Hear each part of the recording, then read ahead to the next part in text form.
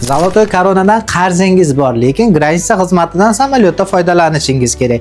Granitsadan chiqadigan bo'lsa, meni qarzim bor, Rossiya chiqarmay qo'ysa, pulimga kuyib qolamanmi deb o'ylanib turibsizmi? Endi o'ylanishga hojat yo'q.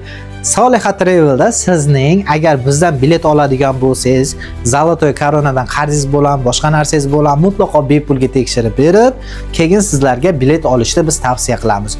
Borsangiz bo'ladi yoki borsangiz bo'lmaydi deb. Agar siz mashinada boradigan bo'lsangiz ham granitsa xizmatiga 3 kun umringizdan yutkazasiz.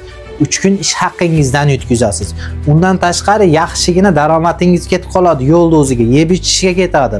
Yo'lda ichki ishlar xodimlari sizni kutib turgan bo'lishi mumkin. Undan tashqari shofyorlarga ham pul berasiz.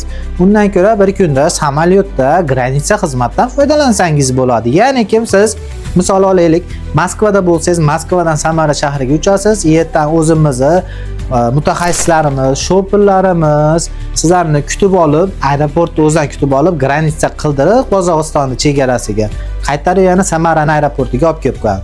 Keyin yana samolyotda qaytasizlar. Mana shu hamma xizmat ichida 11500 rubldan boshlanadi. Narxlar kuniga qarab o'zgarishi mumkin. Shu sababdan shoshilib qoling, arzon narxda bilet xarid qilish uchun. Ahlan va sahlan.